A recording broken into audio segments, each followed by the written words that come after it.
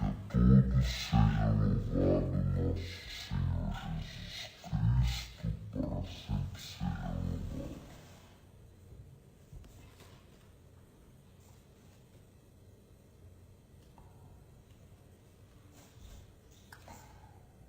Hoje, dia 11 de abril, é a festa litúrgica de Santa Gema Galgani.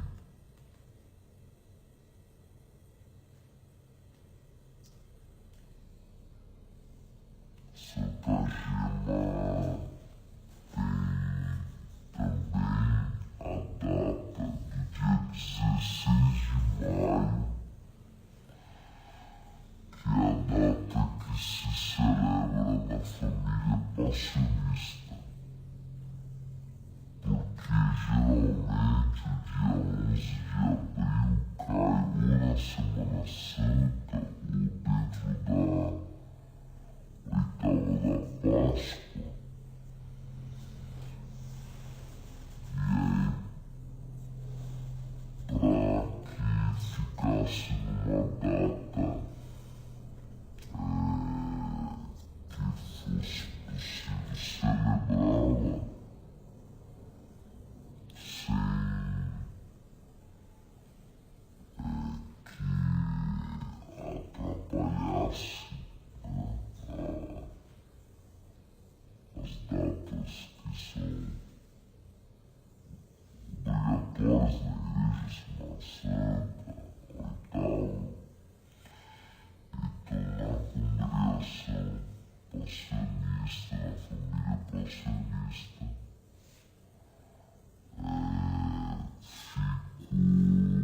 o dia 16 de maio ou datas próximas ao dia 16 de maio. Hoje, sexta-feira, dia 16 de maio, também será uma sexta-feira.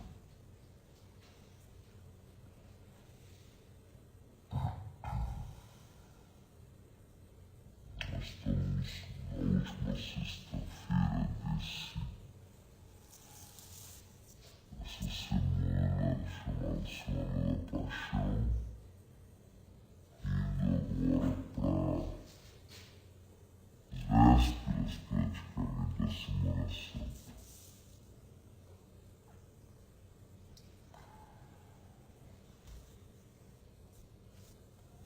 Esperar o pessoal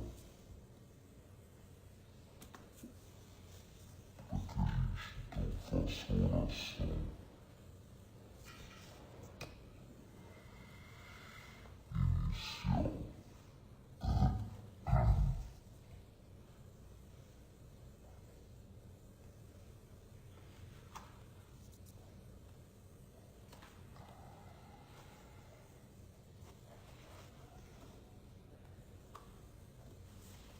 Essa é a última live,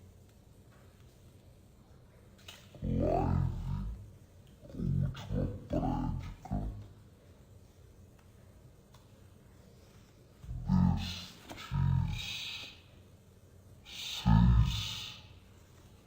destas seis sextas-feiras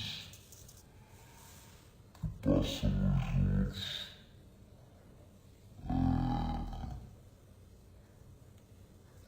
ouvindo o tema Bases para a Vida de Oração segundo a doutrina de São Paulo da Cruz. Então, hoje a ideia é pegar a vida de Santa Gema Galgani e aplicar na vida dela aquelas bases e fundamentos que foram dados por São Paulo da Cruz. Então, lembra das bases? Então, amar a Jesus, depois participar da humildade do Verbo encarnado, recolhimento e vida de oração, apostolado e vida de oração sejam os próprios desdobramentos, né, da vida de oração. E, nesse sentido, meditar e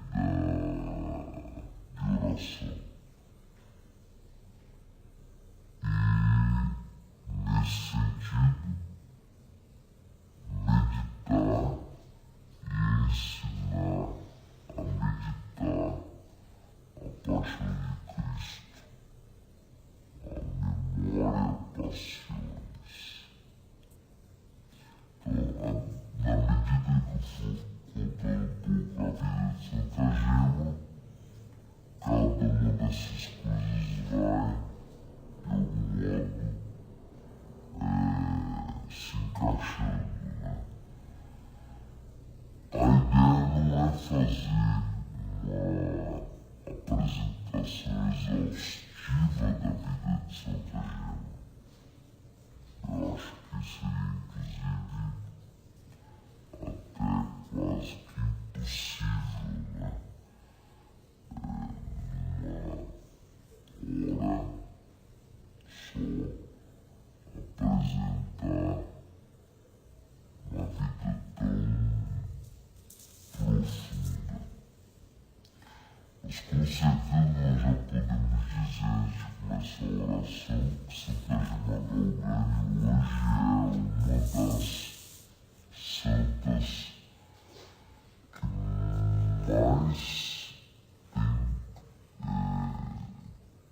crescido a devoção, pela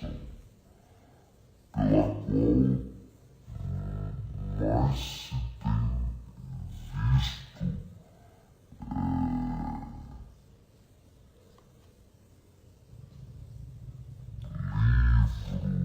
visto livros, lives, inclusive agora vai ser um filme, né, sobre a vida de Santa Gema Galgani. Então nós percebemos, a gente percebe o quanto que ela tem sido amada, né? Em nome do Pai, do Filho e do Espírito Santo. Amém.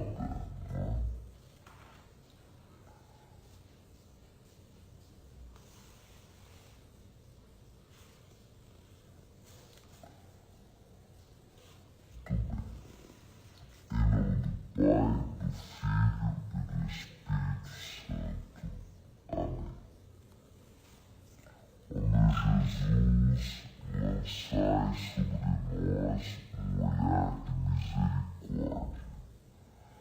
Volvei vossa face para cada um de nós, como fizestes a Verônica, não para que a vejamos com os olhos corporais, pois não merecemos, mas voltai-a para os nossos corações, a fim de que, amparados sempre em vós, possam aurir nesta fonte inesgotável as forças necessárias para nos entregarmos ao combate que temos que sustentar. Amém. Ave Maria, cheia de graça, o Senhor é convosco, bendita sois vós entre as mulheres e bendito é o fruto do vosso ventre, Jesus. Santa Maria, Mãe de Deus, rogai por nós, pecadores, agora e na hora de nossa morte. Amém. Em nome do Pai, do Filho e do Espírito Santo. Amém. Então, tem alguns textos que são dois textos que são importantes que a gente tenha conhecimento para quem quer se aproximar da vida, da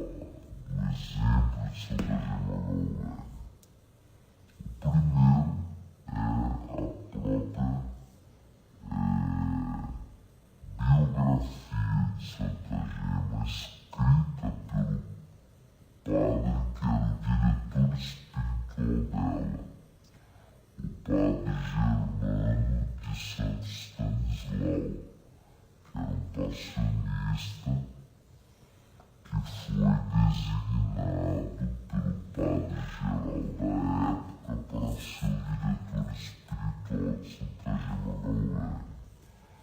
Esse livro aqui, a biografia de Santa Gema Gaugueni, que foi relançada agora pela editora Eclésia.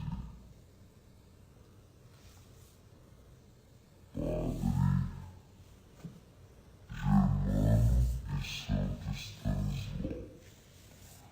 Depois, o próprio texto de punho dela, né?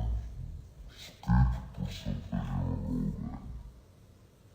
Então, Santa Gema Gaugueni, Diário de Santa Gema, foi relançado agora nos clássicos pela Paulus.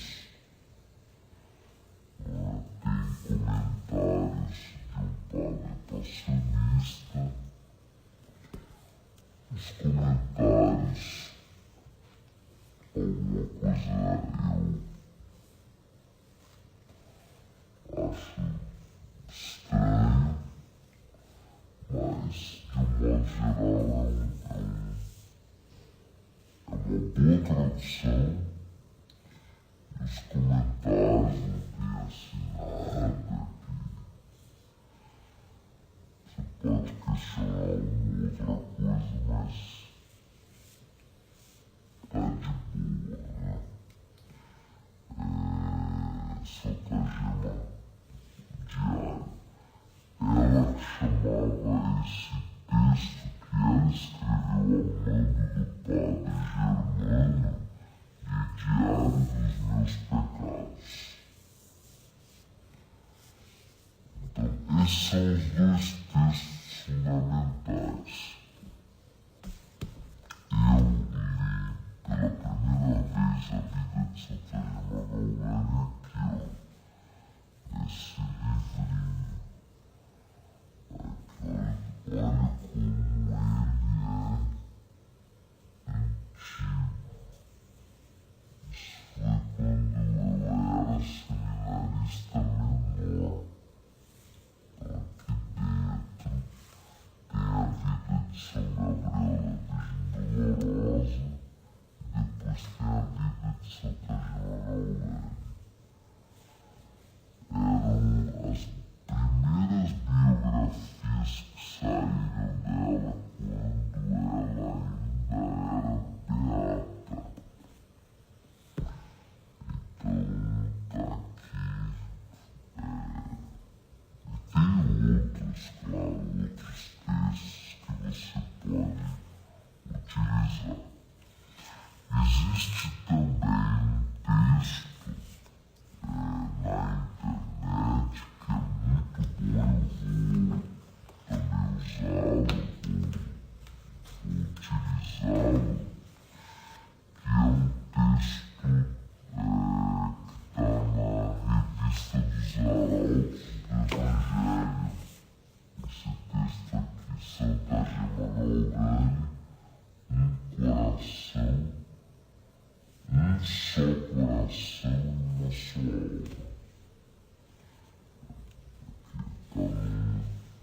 Então, na página lá dos Arautos do Evangelho,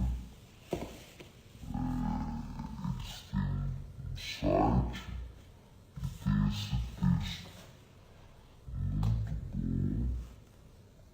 E a gente vai utilizar também esse texto, tá certo? Aqui tem Santa Gema Gaugueni, com 7 anos de idade. Ela é a mais velha aqui, alternando.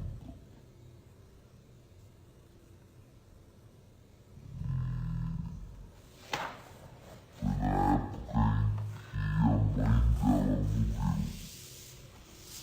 a Dona Helena, mãe da Santa Gema Gaugueni.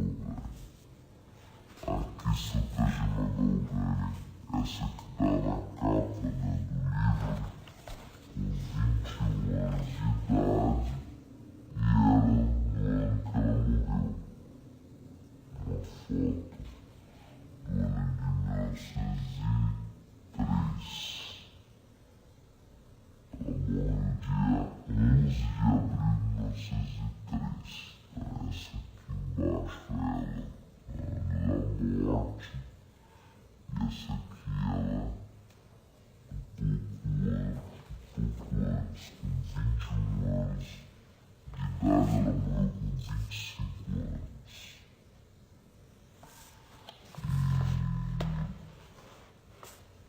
Aí tem outras fotografias. Aqui é a relíquia do coração de Santa Gema, que está lá no santuário de Santa Gema, que fica em Madrid.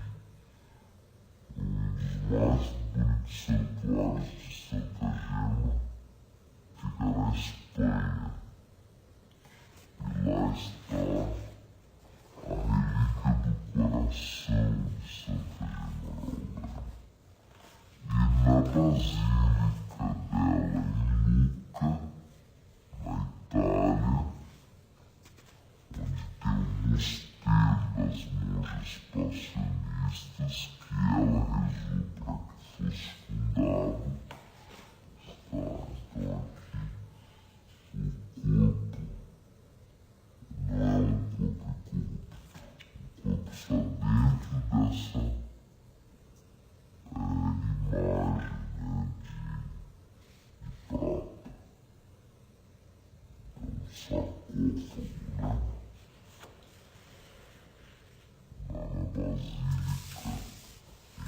É um sarcófago, né? Lá na Basílica em Lucca, na Itália. Eu vou usar também esse texto aqui para ir seguindo assim, a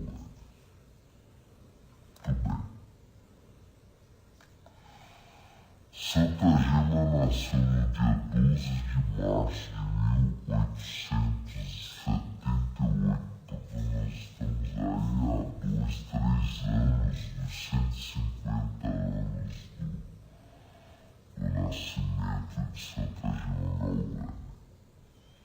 do nascimento de Santa Germana. E nesse curto período de vida, ela vai morrer em 1903, nós temos a vida de uma das maiores santas do século XX.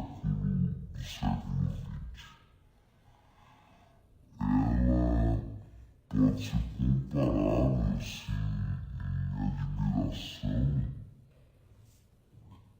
Santa Teresinha do Menino Jesus, a Padre Pio, e a penetração que ela hoje tem no coração das pessoas é uma coisa impressionante. Mas ela nasce em uma família que era uma família tradicional. Os Galvez e a família da mãe era uma família tradicional daquela região. Ela nasce em Camigliano, que é uma cidadezinha, um vilarejo perto de Lucca, e de uma família, portanto, que na época em que ela nasceu era uma família muito bem de vida. Tanto que com 2 anos de idade, a mãe, os pais colocam professores particulares para ensinar tipo de maternal, né? E desde pequenininha tem os testemunhos. Tudo que eu vou falar aqui são testemunhos dados nos processos de beatificação e de canonização. São coisas que pessoas que testemunhas oculares, debaixo de juramento, contaram para o processo de beatificação e de canonização. Então tem aqui fantasia. E outra coisa, está muito perto de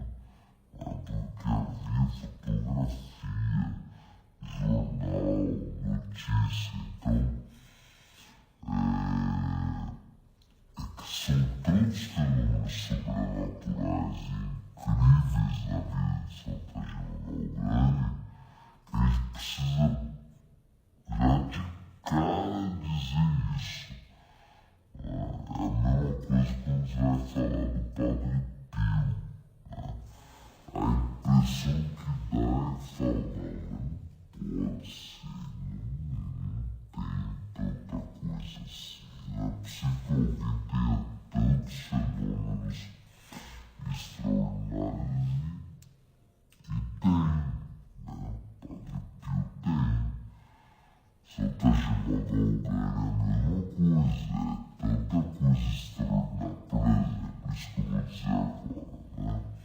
Com 2 anos de idade, os professores, as professoras, melhor dizendo, do maternal diziam que você poderia ficar com ela, com a menina,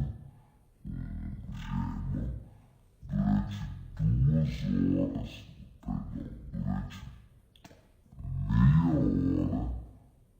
Uma criança não consegue, com 2 anos de idade, prestar atenção numa coisa por mais de 5 minutos. Entendeu? A criança é assim, né? Ela é dispersa, ela quer fazer uma coisa, quer fazer outra. E eles conseguiam ficar com ela ensinando oração durante meia hora, né? 20 minutos, meia hora, e ela ficava ali prestando atenção. E ela aprendia as coisas, tanto que já com 5 anos de idade ela sabia ler e escrever, ela tinha vida de oração, tinha uma vida de profunda comunhão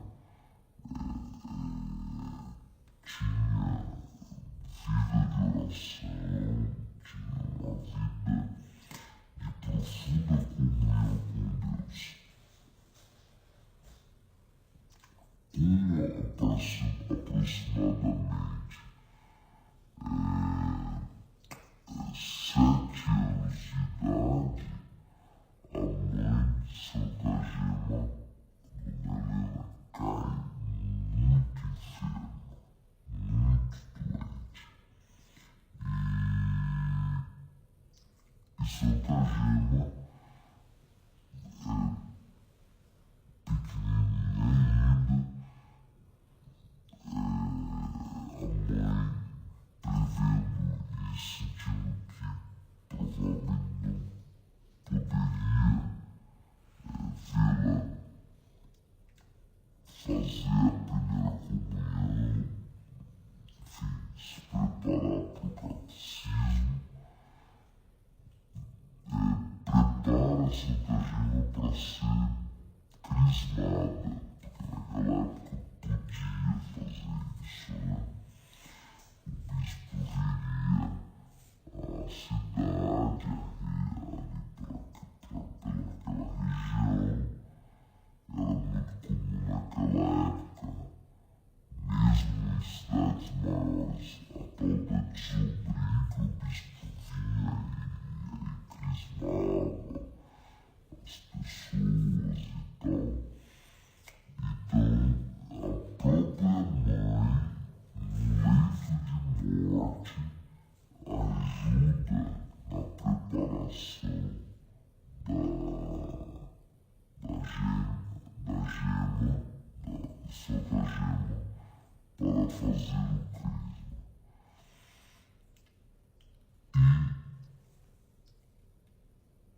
E ela bebe de tal modo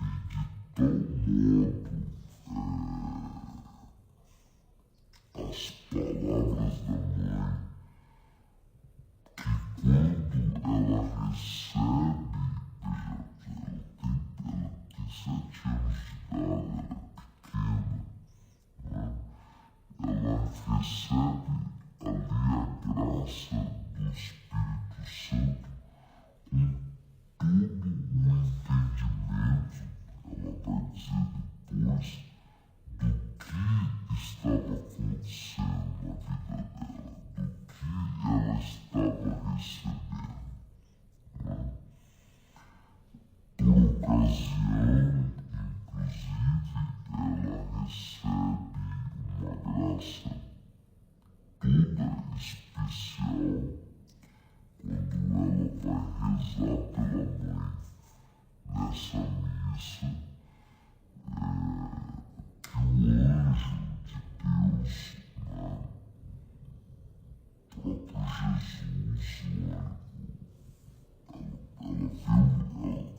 tinha essa visão do anjo da guarda, mas o próprio Jesus diz a ela se ela queria, Gema, você quer me dar sua mãe? E Santa Gema fica sem saber o que dizer. Sim, mas se eu me deixa junto, eu quero ir junto. E aí o Senhor diz, não, você deve dar sua mãe de boa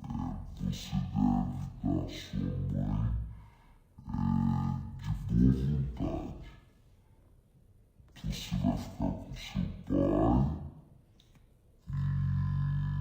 e eu vou levá-la para o céu. Mas você me dá a sua mãe de bom gosto e ela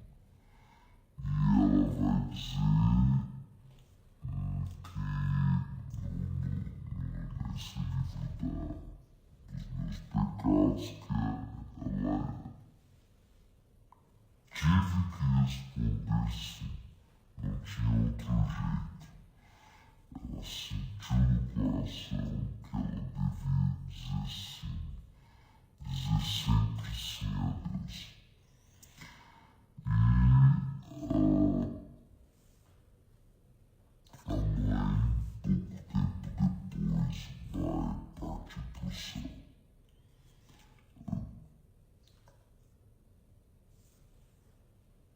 Santa Gema, portanto, tem desde a infância um fascínio, um amor tremendo, extraordinário, que não é comum numa criança por Nosso Senhor.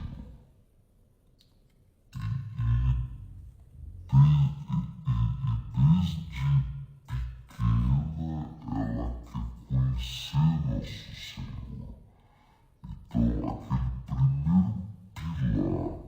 aquele primeiro pilar que São Paulo da Cruz colocava como necessário para a vida de oração tinha sido posto no coração de Santa Gema e ela havia desenvolvido essa primeira base fundamental para a vida de oração desde a mais tenra idade, mas isso vai se transformar em algo mais ainda perfeito na sua primeira comunhão, na sua primeira Eucaristia. Santa Gema Galgani é uma alma eucarística. Se você perguntasse para mim, o que você destacaria na vida espiritual de Santa Gema Galgani, é que a vida de Santa Gema gira em torno da Eucaristia, gira em torno de Jesus Eucarístico. Ela vive para Jesus Eucarístico. Quem sabe, ela, depois da morte da mãe, aliás, na época em que a mãe estava morrendo, já estava acertado que ela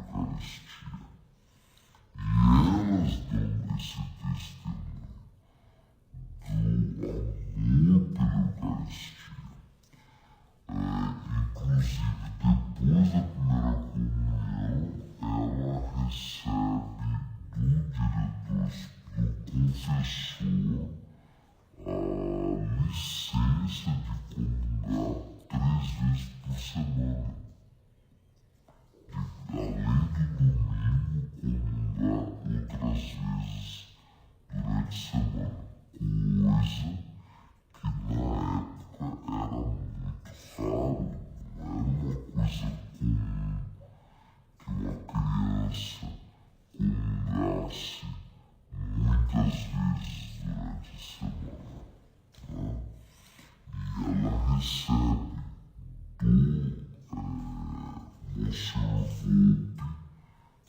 Monsieur Volpe é uma figura muito importante na vida de Santa Gema. E é o pároco da paróquia dela, o senhor Giovanni Volpe.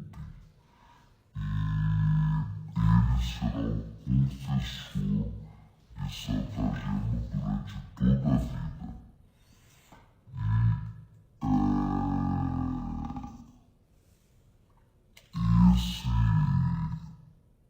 E esse confessor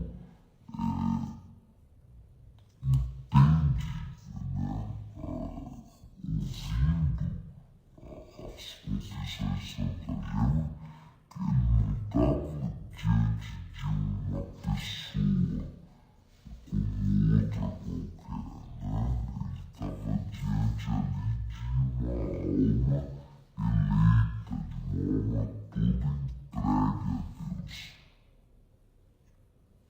Foi para ele que Santa Gema disse, dai-me Jesus e vereis que serei mais sábia, não cometereis mais pecados e não serei mais a mesma.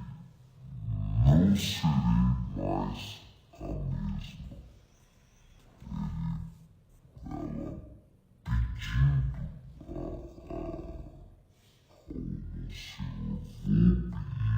ao senhor Volpe e às freiras para que ela pudesse comungar mais vezes. Deixe eu comungar mais vezes, deixe eu receber Jesus e vocês verão que eu vou ser mais sábio, vocês vão aprender com mais rapidez as lições da escola, não vou mais cometer pecado e não serei mais a mesma. E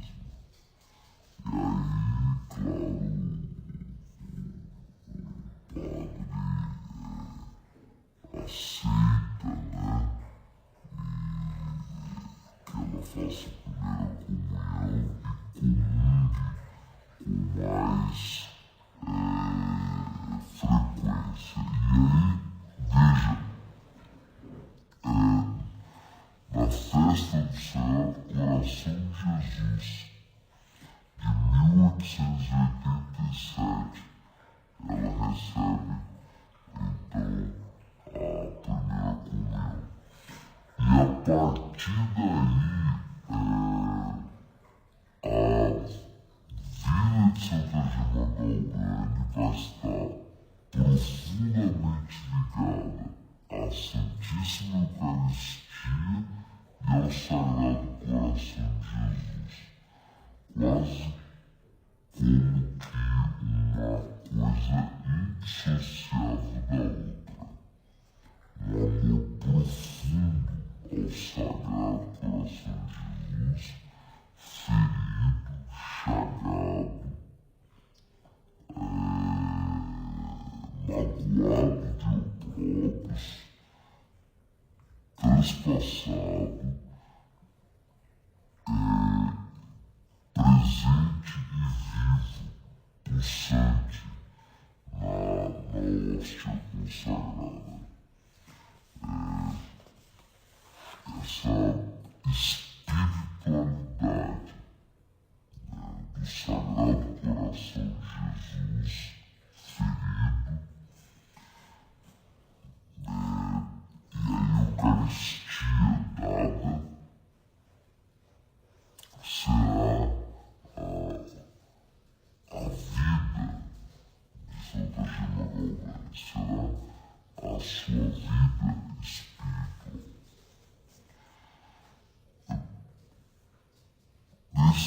Desse tempo em que ela ficou órfã de mãe e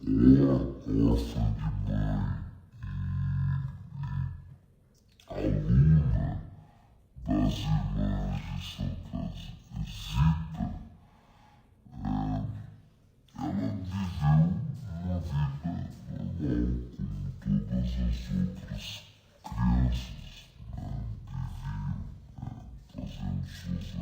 atividades escolares e tudo mais, mas todo mundo percebia na escola, as irmãs percebiam que ela era uma menina discreta, silenciosa,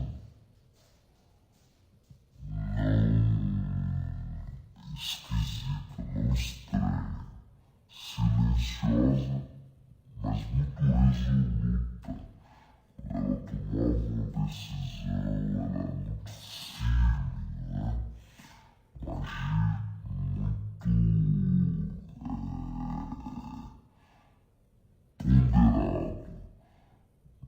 Quando decidia com força interior. E pelo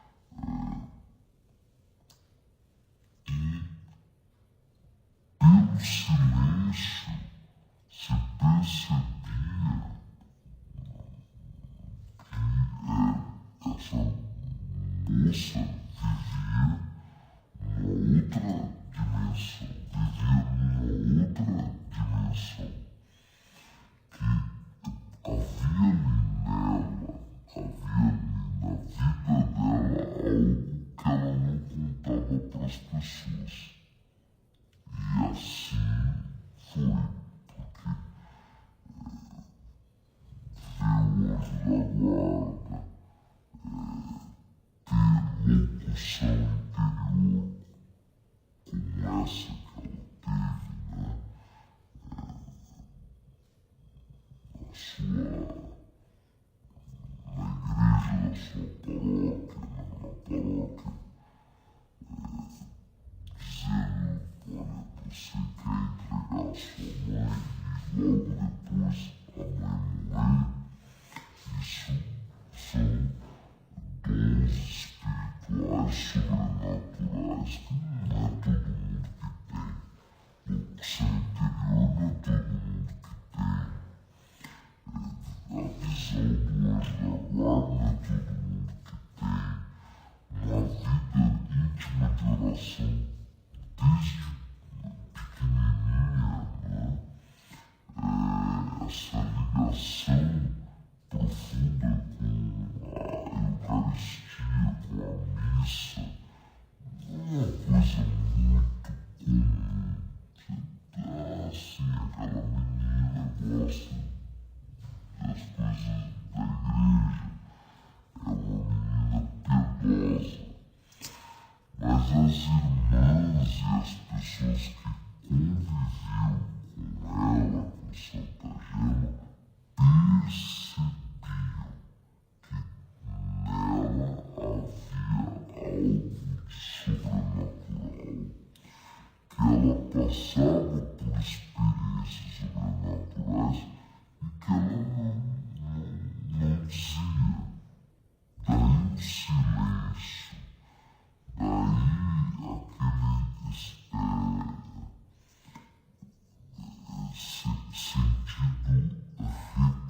recolhido, né, de Santa Gema Galgani. Então, nós também vimos isso nas bases, né, da vida espiritual colocadas por São Paulo da Cruz, que coloca a humildade, né? Não se apresentar, não se aparecer. Todas as vezes que você vai encontrar Santa Gema Galgani com dons extraordinários, nunca ela se apresenta, ela quer que as pessoas saibam disso.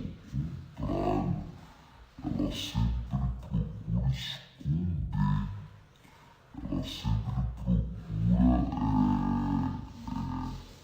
resguardar as pessoas destas coisas que estão acontecendo na alma dela, na vida espiritual dela.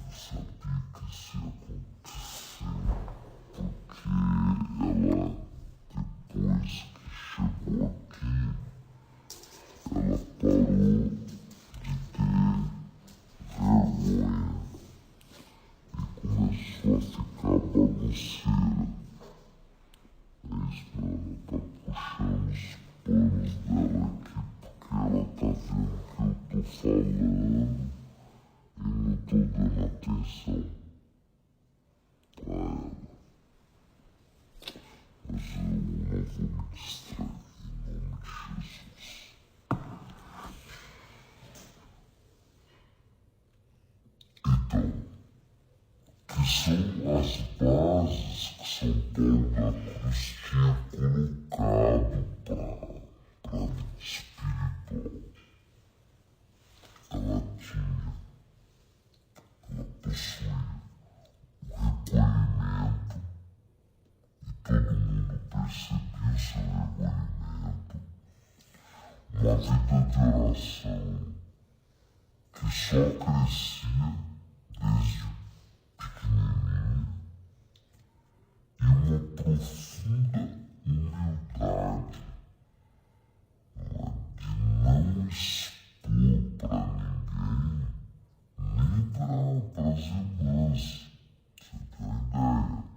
Isso só quem sabia e conhecia era, estou rindo aqui, era o diretor espiritual, perdão, o confessor, o Monsenhor Volpe.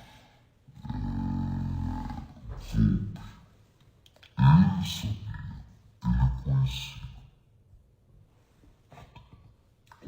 Quando as coisas começam a degringolar na família de Santa Gema, o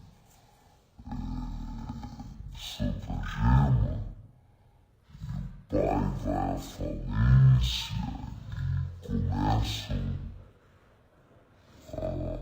as cruzes, então ela já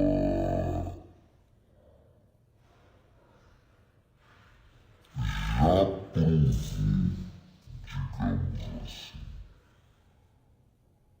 de uma humilde, que não era uma coisa que agora apareceu. Desde cedo, na vida de Santa Gema Galgani, há essa experiência de uma profunda humildade.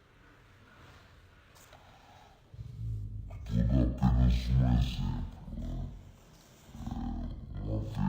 um parente de Santa Gema deu a ela um bracelete de ouro, pedras, colar, e ela sai para passear, toda orgulhosa do presente que ela recebeu. E esse presente que ela recebeu, que ela agora está toda orgulhosa,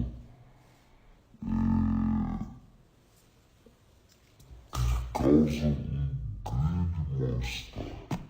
Ela volta depois para casa muito triste, porque não era isso, né? Uma pessoa de oração recolhida e de repente atrai desse tipo de vaidade. E é interessante que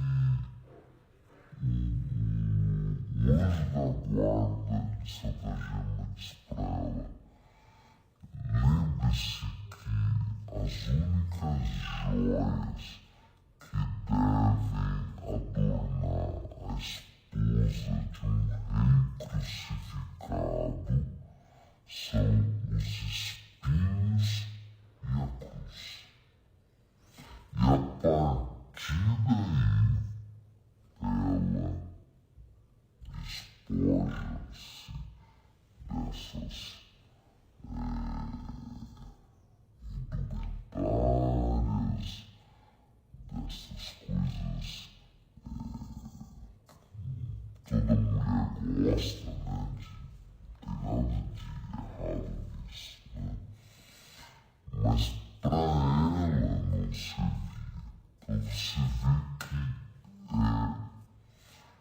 Isso na época em que a família tinha condições, na época em que eles estavam de bem financeiramente. Não é que depois que a família faliu, aí ela tomou uma pobretona de coitadinha. Não, a família dela tinha tido posses, o pai dela tinha um investimento grande em uma farmácia.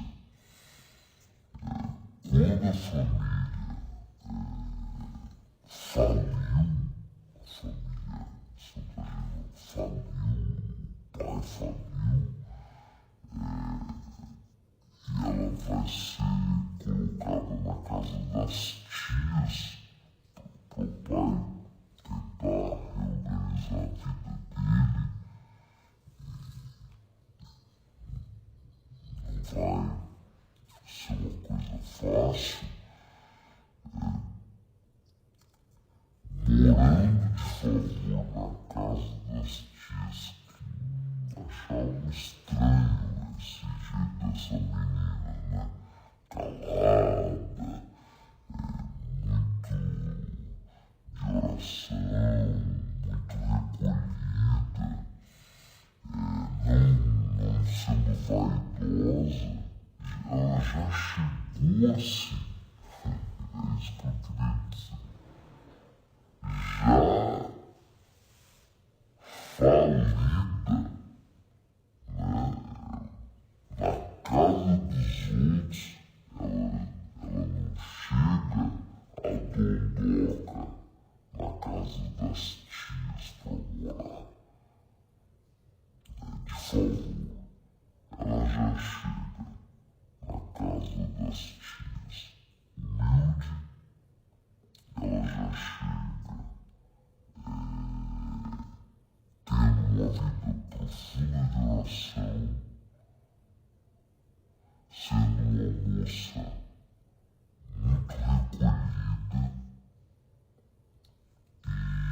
uma verdadeira esposa de Jesus crucificado, como propôs o anjo da guarda dela, por ocasião dessa dor profunda que ela sentiu no coração de estar se exibindo, de estar de alguma maneira atraindo o olhar das pessoas sobre ela.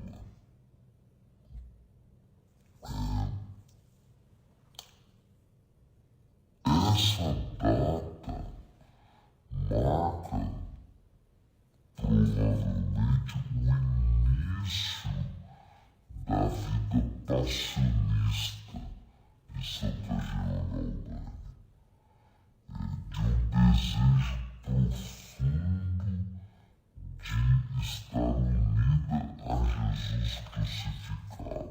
Então vejam, o Sagrado Coração ligado à Sagrada Eucaristia, e daí desemboca a espiritualidade na memória da paixão de Cristo. Ela se vê como esposa de Jesus crucificado. E no momento em que ela se vê como esposa de Jesus crucificado, começa o calvário da sua vida. Inicia sua via dolorosa. Inicia-se a sua caminhada para a cruz.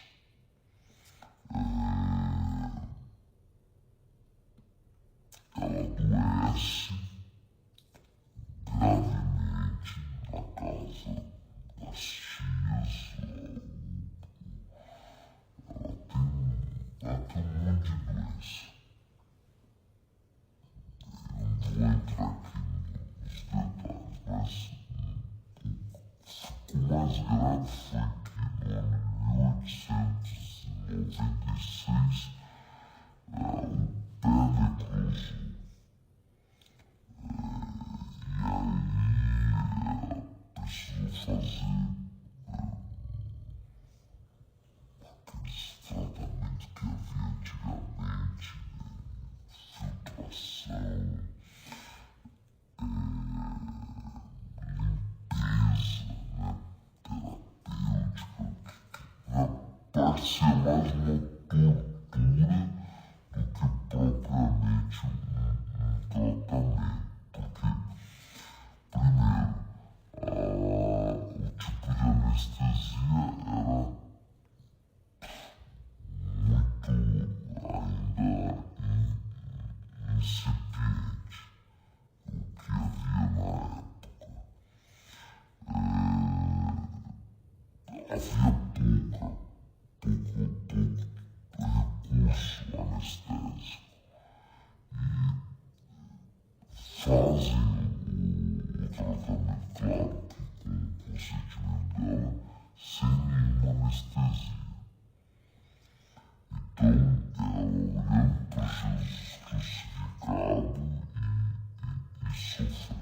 Eu estou dizendo isso para dizer assim, começa o seu caminho do Calvário com a falência do pai, ser colocado na casa das tias que não gostavam muito do estilo que ela vivia, né?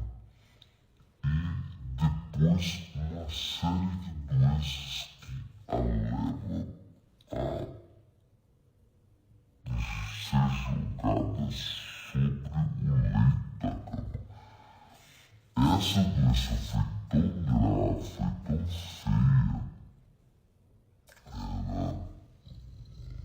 ela também tinha uma infecção na coluna, um negócio, um tipo de ósteo, não sei o que, né? Que aí médico sabe, doenças que afetam os ossos, né? E é um tipo de doença que hoje nós chamaríamos de degenerativa, ou seja, é um tipo de doença que iria levá-la à morte, vai consumindo os ossos ali, vai se transformando em inflamações, e a pessoa, se não trata, e se não tem o tratamento adequado, a pessoa vem a óbito. E aí, ela está praticamente considerada morta.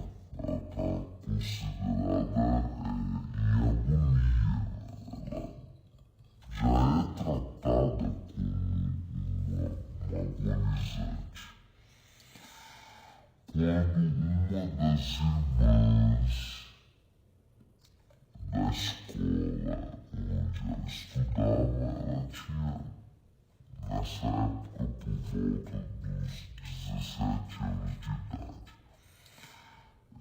propõe a ela que faça uma novena ao Sagrado Coração de Jesus,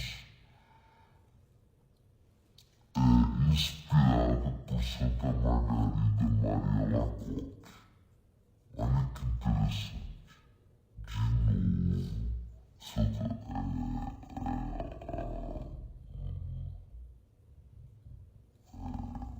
novo, Margarida Maria Lacoque, na época, era beata.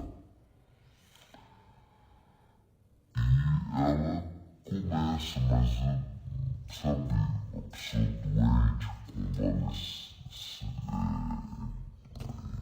agonia, faz um pouco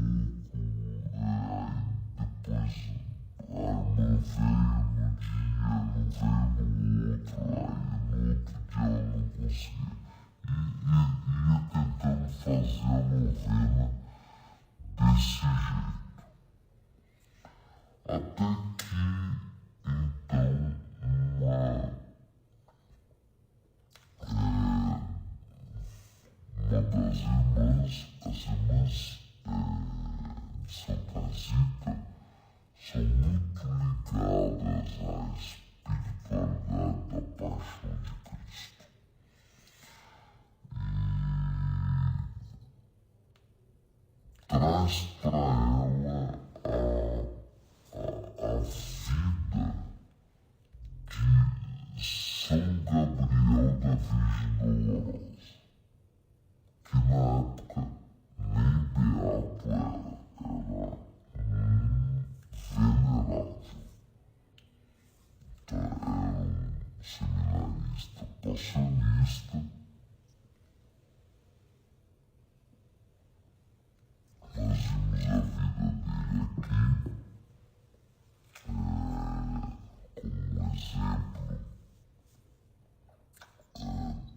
Falei bastante coisa sobre o seu exemplo, principalmente quando falamos de recolhimento e oração na terceira prédica. O exemplo desse dia foi São Gabriel da Virgem Dolorosa. E ela lê a biografia de São Gabriel, lê para ela um pedaço, ela lê outro, nos momentos que ela tinha condições, né? E aquele moço, aquela vida iluminou a sua experiência de estar passando no leito pelos sofrimentos da Paixão de Cristo. Ela encontrou em São Gabriel da Virgem Dolorosa um amigo, uma identificação imediata. E aí, tentando fazer a novena do Sagrado Coração de Jesus, lendo a biografia de São Gabriel da Virgem Dolorosa, acontece algo extraordinário. São Gabriel aparece para Santa Gema. Ela tem pelo menos algumas nesse momento, depois ela vai ter outras. Ela vai ser um amigo que vai caminhar com ela, que diz a ela que ela deve se esforçar então para fazer a novena. Inclusive tem outras pessoas que dizem que foi o próprio São Gabriel que aconselhou. Nesse livrinho aqui, por exemplo, diz isso. Foi o próprio São Gabriel e nós irmãs que aconselhou que ela fizesse a novena do Sagrado Coração de Jesus.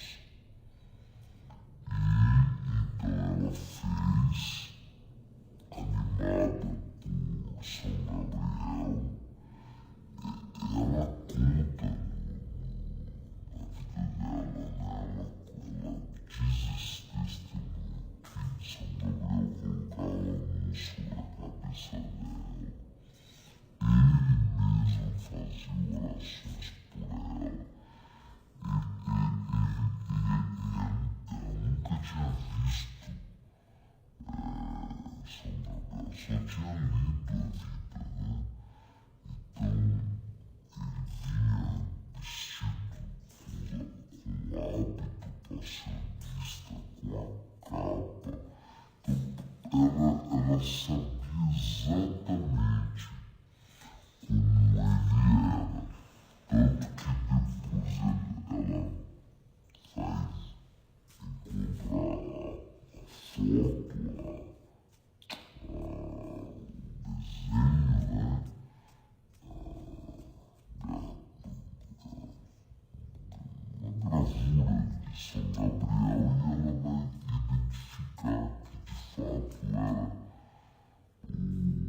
o santo que vinha até ela rezar por ela.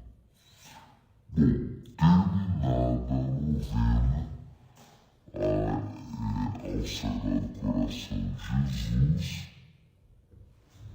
rezando também, pedindo a beatificação, a canonização de Santa Margarida Maria Alacoque, ela fica curada instantaneamente. Veja bem, trata-se de uma doença degenerativa,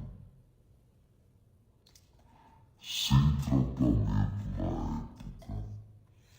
Ela já estava num estágio avançadíssimo da doença, desenganada dos médicos. Ela vai dormir uma noite, terminou a novena do Sagrado Coração, no outro dia ela está de pé. Então, o nome disso é milagre.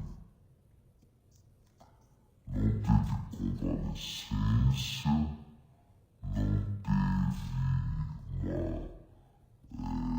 uma melhora gradual, não. Ela estava desenganada e os médicos atestaram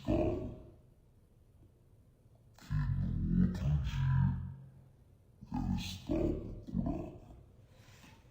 Essa cura, porque naquela época tudo era muito longe, né? Tudo muito difícil, poderia servir para o processo de canonização de Santa Margarida Maria Alacoque. E, de fato,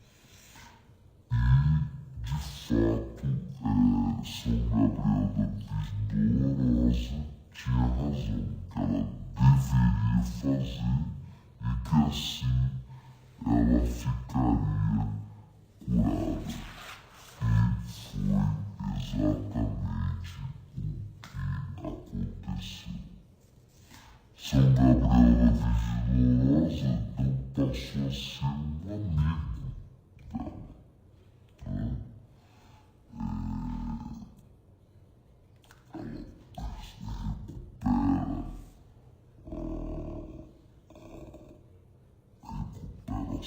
menina estranha, diferentona e tal, vai se configurando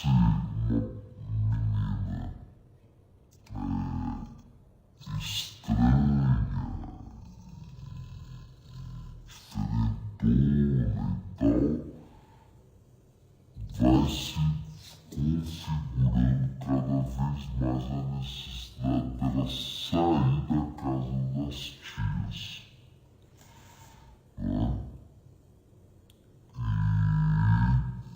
E isso vai acontecer mais cedo ou mais tarde. É exatamente com essa convivência espiritual com seu anjo da guarda e agora também com São Gabriel, que ela então decide pedir a Deus que ela se consagre.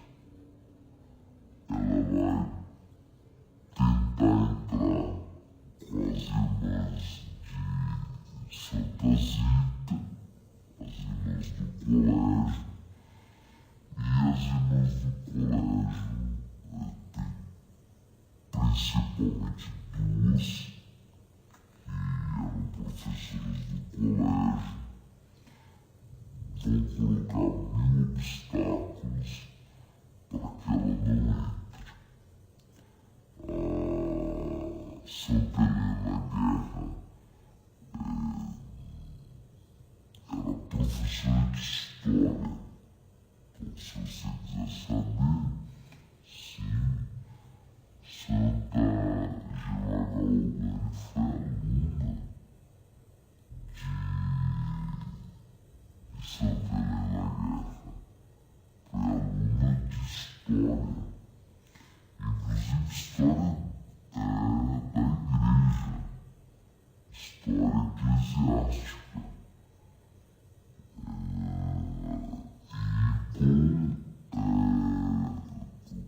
boas notas. Portanto, ele na guerra testemunhou que era uma menina recolhida, piedosa e aplicada. Esse é o testemunho. E ela queria, imagina, vendo-lhe as irmãs numa vida de consagração total a Deus. Foi o primeiro lugar que ela pensou em entrar, foi ali nas irmãs. Mas ela não foi acolhida porque as irmãs do colégio achavam que ela era muito quieta, ela era estranha e tal, tinha tido aquela enfermidade. Ai, que volta de novo, né? Fosse uma pessoa que tivesse saúde e condições. Mas o principal motivo é porque ela era esquisita na cabeça dessas irmãs e na cabeça de toda pessoa que não tem uma visão mais sobrenatural das coisas. É esquisito mesmo, né? Ou que não tem os elementos para poder analisar aquilo que está acontecendo, né? Porque, por exemplo, passou a enfermidade,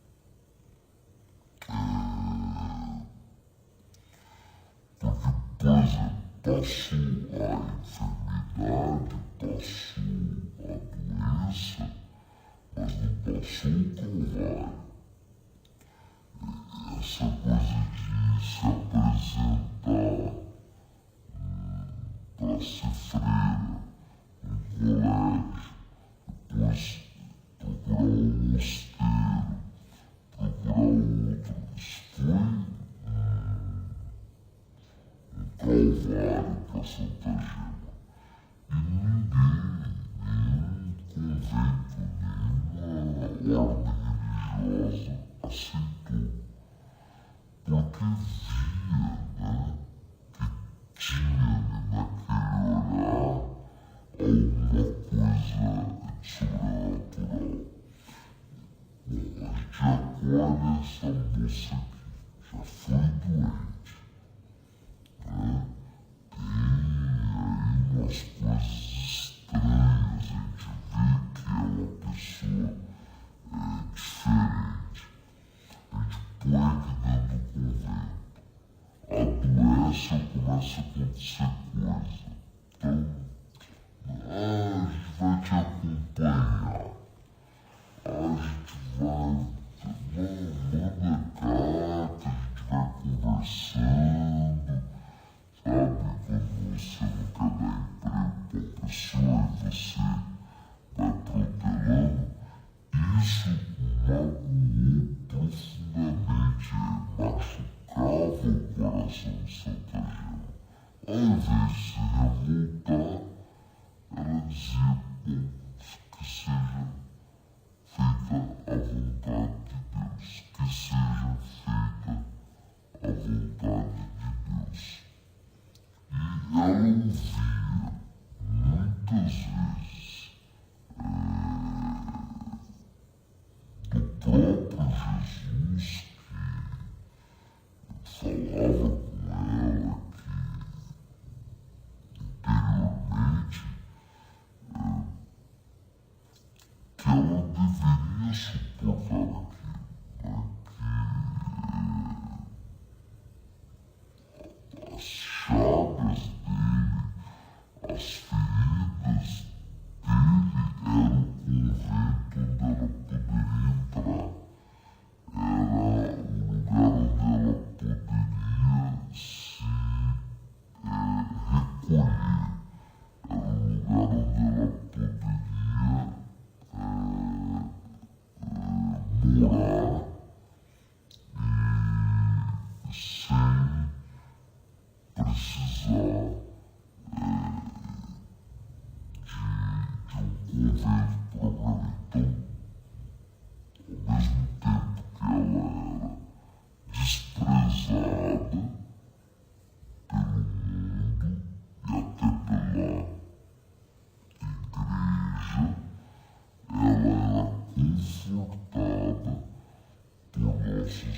Jesus Cristo.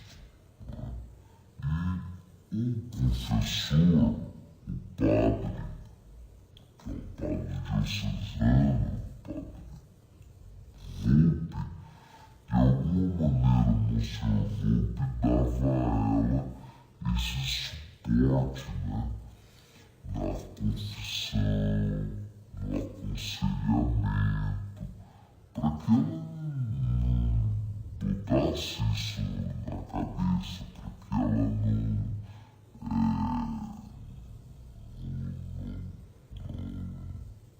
criasse, não é, nenhum tipo de revolta no coração.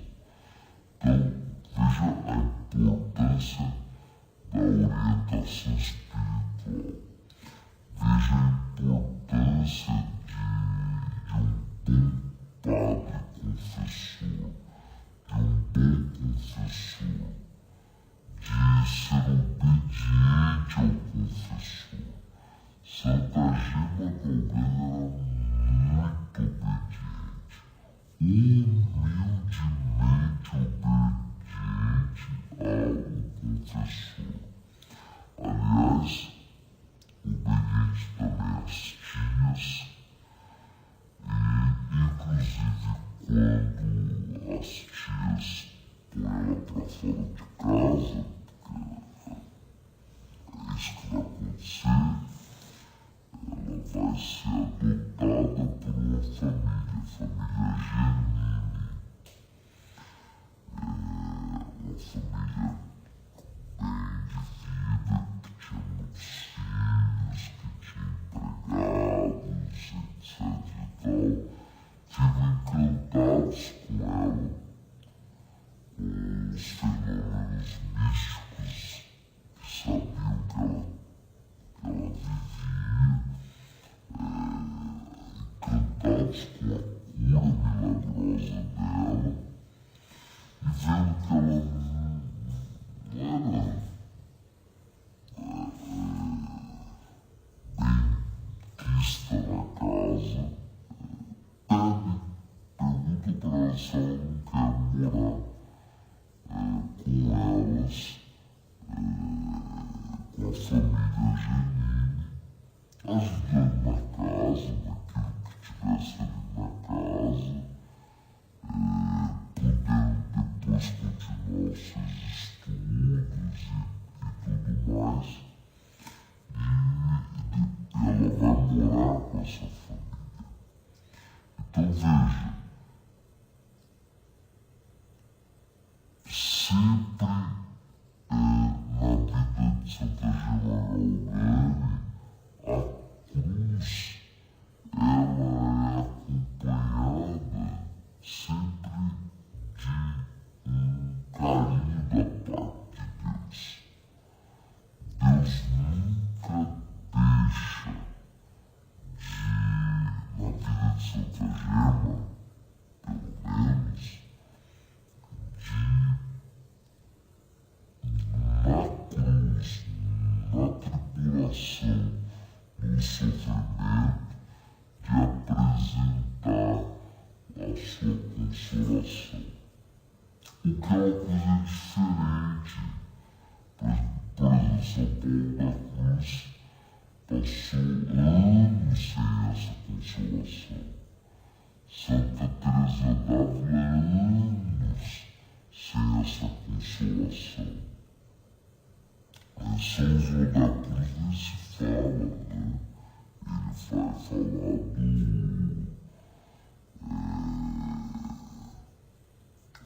noite escura dos sentidos, né? A noite escura da alma, né? Não me parece uma análise minha, que isso tenha sido a espiritualidade percorrida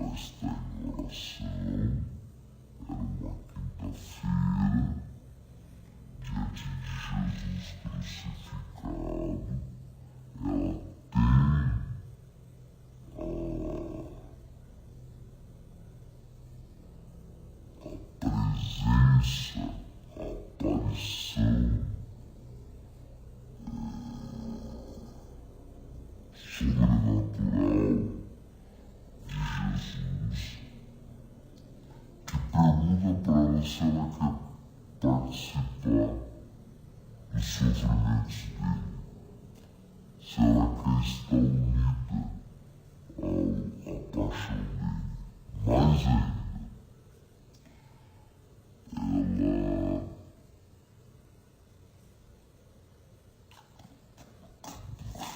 vai dizer não para Nosso Senhor, né? Ela nos disse não para Nosso Senhor quando tinha 7 anos. Ele vai dizer agora, depois de tantas experiências extraordinárias.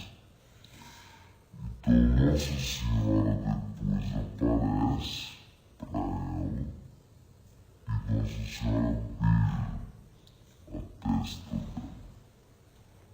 A partir dessa hora, então, ela diz que ela não lembra mais de nada, ela entra em êxtase, e esse êxtase dura da quinta-feira até a sexta-feira, às 3 horas da tarde, na hora que Jesus morria na cruz. Aí então desaparece os estigmas, fica só a marca de as marcas da paixão. Coroa de espinho, onde a coroa de espinho foi colocada, os pregos, os pés, o lado, ela sangrava. Em êxtase, em algumas ocasiões, dizem os que presenciaram, que testemunharam, era tanto sangue que ela era colocada na cama em êxtase e o sangue corria tanto que atravessava o colchão. Depois você tinha que tirar o colchão para colocar no sol, para secar, para limpar. E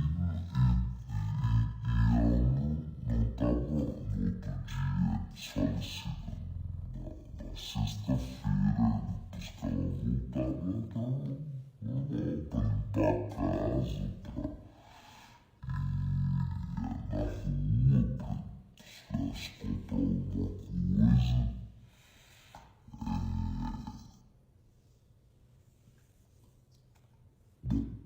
esse fenômeno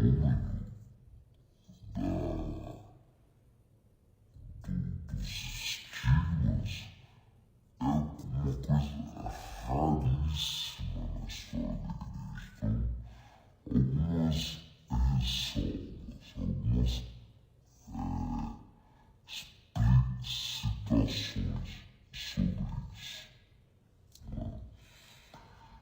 Todo o santo que recebeu estigma, São Francisco de Assis, Santa Rita de Cássia, São Padre Pio, todos eles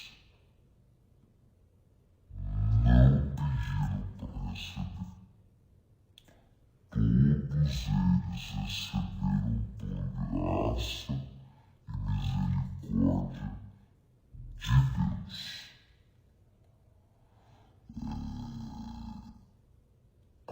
A santa, a grande santa estigmatizada do século XX, com certeza, é Santa Gemma